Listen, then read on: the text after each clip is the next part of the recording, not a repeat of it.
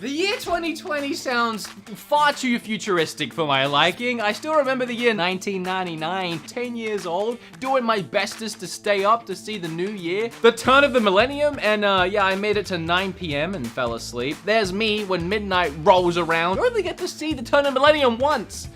Well, until the year 3000, but I don't think I'm gonna make it to then. Anyway, on a more positive note, the future is here. We're going into 2020, and it doesn't have to be quite as terrifying as it seems, because it's a whole nother year of video game releases, specifically so on the Nintendo Switch.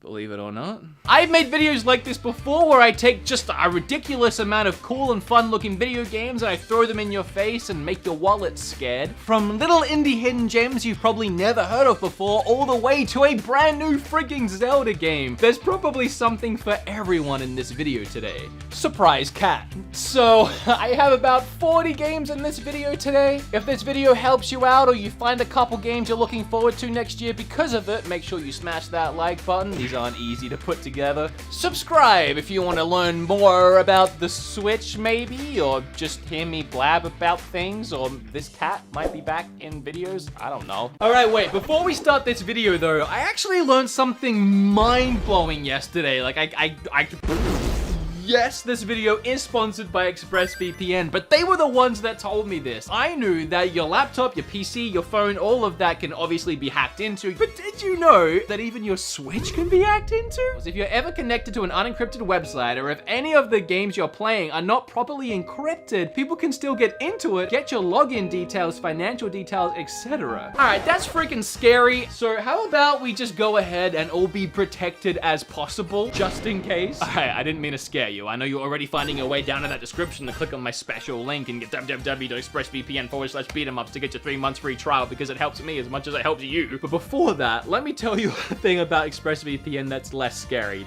Like being able to watch what you want, when you want, where you want. You get the point. When I was in Japan, me and Kim, we signed into ExpressVPN and watched a bunch of shows from back home. We couldn't get there. And if you're in like Australia, do you know that Netflix in the US has Grey's Anatomy and The Walking Dead? You can't watch any of that on Netflix in Australia unless you bring up your little ExpressVPN, you hit the on button in United States or wherever, and now all of a sudden you refresh your page and bada bing bada boom, you got yourself some shows, baby! ExpressVPN, again, the #1 trusted VPN, is definitely the way to go. Thanks so much ExpressVPN for sponsoring this video and scaring me into never playing my Switch on a public Wi-Fi ever again. Alright, in no particular order, first up we have Gods and Monsters. I guess that after creating Assassin's Creed Odyssey, the team behind the game weren't ready to leave ancient Greece behind them, and they set out to create a brand new storybook adventure about a forgotten hero on a quest to save the Greek gods. In Gods and Monsters, you'll find tricky puzzles, mysterious dungeons, and many mythical beasts. This game looks gorgeous, and I'm ready for it. It's just around the corner at this point. Not sure why I winked there. This next one is interesting and could go either way. Deliver Us the Moon is a sci-fi thriller set in an apocalyptic near future where the Earth's natural resources have been depleted. The gameplay has both first and third person parts, survival elements like oxygen tanks depleting in the cold of space, intricate puzzles, and 3 hours of original music. Color me intrigued. Proving that a Xenoblade game can have likable characters, Monolith Soft's epic Xenoblade Chronicles game, which originally launched in 2012 on the Wii, is destined to be reborn on Nintendo Switch as Xenoblade Chronicles Definitive Edition. We can all finally relive the adventures of Shulk in the best Xenoblade game the Switch will see. Doom Eternal. Hey, what do you want me to say? It's the new Doom. You know, the last one that was really good? Yeah, the sequel. Other than that, buy Doom Eternal. You know it's gonna be good. I actually haven't played Outer Worlds yet as much as I want to, because surprising everyone, the publisher announced a port to Switch before the end of 2020's fiscal year, which means like soon. Before the end of March anyway, so I decided to wait rather than have to play it twice. The game is made by Obsidian Entertainment, the company behind Fallout New Vegas. And that's the Fallout game that many Fallout fans consider the last great Fallout game. Well, at least until now, because Outer Worlds is like Fallout and it's supposed to be better than all the recent Fallouts, especially Fallout 76. Now, I can't lie, I've never seen or read anything to do with Fairy Tail. The only thing I know about it is I think that's where that sound effect comes from, right? The one every YouTuber uses, including myself, the... Okay, so I haven't heard of Fairy Tail, but I have played a lot of Koei Tecmo's games. Ninja Gaiden, Dynasty Warriors, Noah, Noo, Nia, Neo? I don't know. So when you tell me that Koei is taking the best-selling manga Fairy Tail and turning it into a possibly awesome JRPG for the Switch in 2020, are you ready, kids? I do so many things I regret. For years, nerds on YouTube stood in front of their game walls and blabbed on about a little hidden gem called SpongeBob Battle for Bikini Bottom. Well, I guess this gem ain't so hidden no more, as it's getting a full, rehydrated remake with a brand new multiplayer mode included. To clarify, I was one of those nerds on YouTube, so I'm glad to see this game finally get the love it deserves. While the Pokemon Company struggled to innovate their mainline games, Digimon be out here like, hold my Digivice. I do so many things I regret. The newest installment into the series, Digimon Survive, is a survival strategy role-playing game where players' choices influence the direction of the story, including the Digimon's Digivolution process. I have no idea how to say that. The game will have multiple endings, and should wrong choices be made, characters will be killed. Yep, this ain't your regular kitty monster game. Digimon has clearly grown with its audience, and I'm down for it. Also, that stab at Pokemon was purely for comedic effect. Hey, you know how I mentioned a lot of these games I hadn't even heard of before? Well, Cris Tales was one of them. Where the heck did Cris Tales come from? And how did I miss its initial release back in June? This game is gorgeous. My eyes don't even know where to begin. The colors, the art, the beautifully hand-drawn 2D animations. This indie gem is a love letter to JRPGs, and the world literally bursts to life. Your choices will change both the present and the future across more than 20 hours of gameplay. This is on my must-buy list for sure. It looks amazing. Can anyone else smell my hype for Trials of Mana? Trials of Mana 3 has had a huge overhaul and is being slapped on the Switch this April. Gorgeous revamped 3D graphics, you can pick your party from 6 different characters, change up your classes, and save the frickin' world. I actually can't wait for this one. Apparently back in April, a faithful remake of XIII, or 13 as some people like to call it, was announced to be coming to Switch, and it was gonna release in November? Well, that didn't happen, and I didn't know anything about any of that, but apparently it's now coming out in 2020. Honestly, this is really cool. I hope it turns out to be a fun game. The original was one of my all-time favorite GameCube games. It had a really cool comic book style and great action gameplay for the time. We don't really know much about this remake or what it's gonna look like, but I'm still excited nonetheless. Early next year, in January, the worlds of Fire Emblem and Atlas games have smash-smashed once again, but this time, they're gonna dance away their feelings. Of all the Wii U games left to port to the Switch, this wasn't my #1, but it deserves a good home as much as any of those other poor consoles titles. It's a strange game that blends the combat of Fire Emblem and Shin Megami Tensei series and throws in some stunning musical performances. Now, you guys know that I'm a big My Hero fan, both the anime and the fighter. I was big time surprised when I picked up My Hero 1's Justice and discovered it was actually a really fun and solid fighting game, with a sizable roster of 20 characters, a story that cleverly followed along with the anime, and it was crammed full of action. Well, I was even more surprised to hear they were making a sequel. Was there really a need to make another sequel so soon? I mean, unless they're adding, a couple extra new characters. Oh, what's that? It has 40 characters? Double the roster size? Pre-ordered. We've already seen a couple of Darksiders games release on the Switch, and honestly, they felt right at home with the rest of the library. And now, Darksiders Genesis drops in February, although, unlike the other games, this is a new game in the series. And also, unlike the other games, Genesis is a top-down hack-and-slash action RPG comparable to, of course, Diablo, the only game you ever compare any game of this style to. And I mean, if you're not sure about picking it up on Switch, you can try it already because it's released on Steam for $30. Or if you want a better deal, it also released on Google Stadia for $40. Speaking of GameCube games getting a remastered release on the Nintendo Switch, Final Fantasy Crystal Chronicles is also coming out pretty soon in January. One of the weirder Final Fantasy spin-off games, but a personal favorite of mine. This new version will come with updated graphics and sounds, new character voiceovers, and a new online multiplayer mode. The first time I ever heard of or saw Snack World was when I was in Japan. This new release has gold in the title, which means it includes both expansion packs and all other downloadable content from the Japanese release. It should be a fun little title. Animal Crossing, do I have to? Can we just move? Can you save me some time and allow me to move on swiftly here? What? Look, okay, it's Animal Crossing. We've all waited too dang long for this game to come out. It finally is coming out, and I'm ready to dive into my first real Animal Crossing game experience. I don't really know what I'm in for, but I can tell you that Tom Nook ain't gonna know what hit him.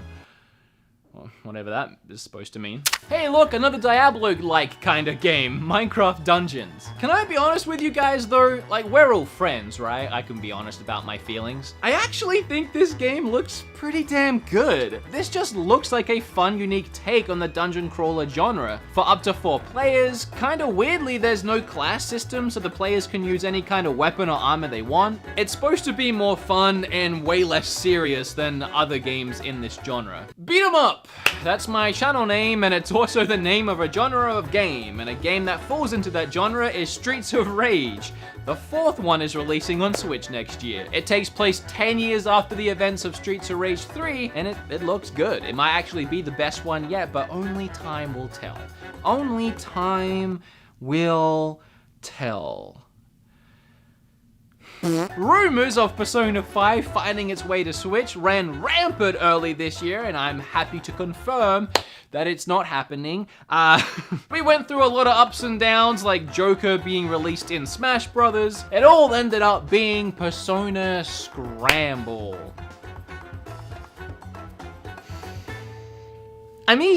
So Persona Scramble is a Dynasty Warriors style game. Think Hyrule Warriors or Fire Emblem Warriors, just with a Persona skin. It's not Persona 5, but I'll buy it.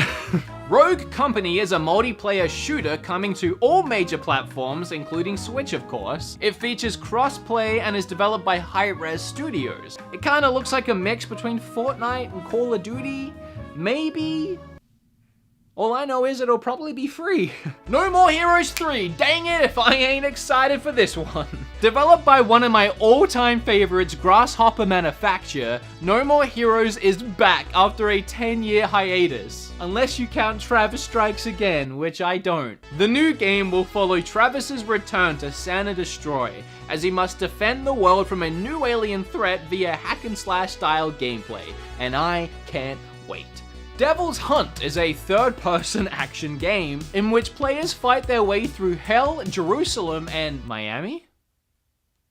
So this game allows you to change between human and demon forms. It has a large variety of attacks and combos, and wait, hold on a second, is this not a Devil May Cry game? Either way, I'm gonna get this one and try it out. Devil May Hunt releases early 2020. Ari and the Secret of the Seasons. This game is one I have my eye on, and I'm pretty excited to dive into. An adorably charming art style. It's an action-adventure game where you play as a young girl who gains the ability to manipulate the seasons around her. You use that ability to defeat enemies, overcome obstacles, and solve complex puzzles on her adventure across the world.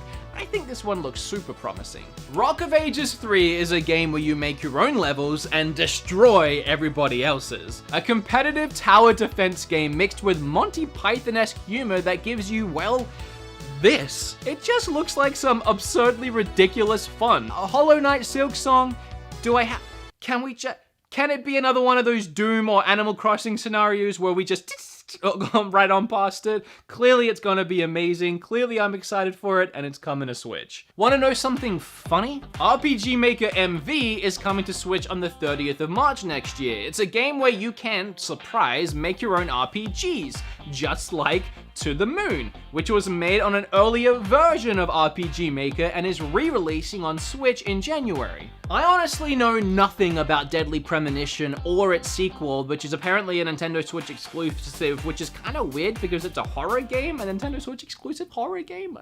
I know that they are open world survival horror games, I know they have a huge cult following despite not selling very well, and I know the first game was the most critically polarizing horror game of all time, and regarded as an example of games as an art form. Well, that's confusing. The sequel should be interesting. It's not every day that a Sega Saturn game gets a remake and a re-release.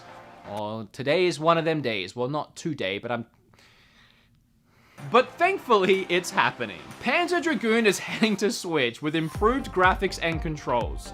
Personally, I don't care about any of that. I'm just looking forward to blasting that soundtrack again. Before I move on to the last group of games for this video, which I'm putting in their own little section and calling that section just the games that are what the heck are happening to you guys? Come on, hurry up and release. Why aren't you out yet? And most of them are the big AAA budget titles that we expect to see next year, but we also expected to see last year, and then some of them even the year before that. You know how in like Nintendo Directs, or really any presentation of video games, where you get around to that last couple minutes before they do get to the big announcements, and they just do a big montage of all these games that they just didn't have anything to say or couldn't be bothered talking about.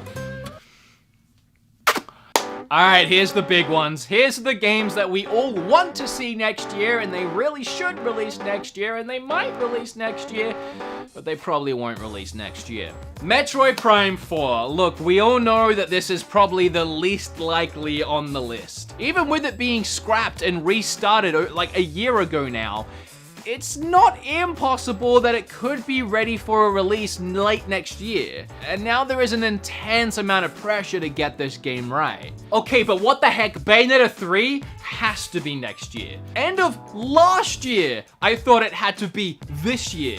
And now it has to be next year. We've been waiting for Bayonetta as long as we've been waiting for Metroid, but at least we know kind of what's been going on with Metroid. Bayonetta has just been dead silent. Bayonetta next year. Come on, chop chop. Oh, you want to speak of a game shrouded in mystery? How about Shin Megami Tensei 5? Alright, the release trailer for this game is literally older than the Nintendo Switch itself. Apparently back then was when they had just started development, and even by the end of 2017, Atlus said it was nowhere near coming soon, but a year ago, in November 2018, apparently it entered full-scale development. So, my guess is late next year? I mean, that gives the game a year and a half of full-scale and over 3 years of total development time. Pikmin 4 is a strange case. Miyamoto himself confirmed Pikmin 4 was coming in 2015. Since then, in an interview, he said he's been asked to not share anything about it, but that the game was progressing.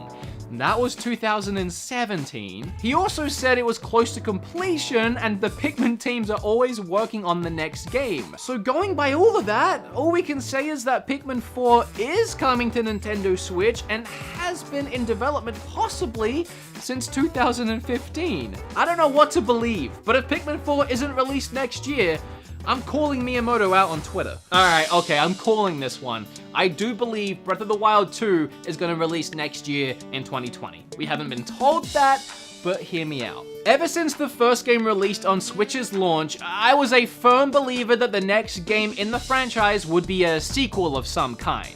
You don't spend half a freaking decade developing a brand new Zelda engine like this and release it to heavy praise and then just scrap it and start again on a brand new engine for the next one. Like Majora's Mask after Ocarina of Time, it was obvious to me they would inevitably work within the Breath of the Wild universe to create a possibly much darker sequel, but at the very least, a sequel. Looks like I was right about the darker sequel too, judging by that trailer, which gives me the heebie-jeebies, and I love it. Assuming they got to work on this sequel shortly after the release of the first one in 2017, there's no reason to not believe that almost 3 years later, we could see a 2020 release. So no matter what kind of person you are, no matter where you like to play games, it's pretty much a guarantee there is something on here you'll love. So once you add these 40-ish games and slam it into the library, and then everything else that's gonna come out next year, the Nintendo Switch will have, and already has, one of the most diverse video game libraries a system has ever had. Which is why I love this little thing, and there's always something to talk about. With that said, I hope this video helped you in some way. Was there a game in particular that you're looking forward to? Leave it down below. What did I miss? If you're still here and you haven't hit that like button yet, you really have to. Subscribe, especially if you haven't already and you are still here. Like that, you made it the whole way through. You might even click on one of these end cards. You might even click that link down below before you leave and check out today's video sponsor who helped make this video possible. That would be awesome. Okay, well, I'm done now. Bye.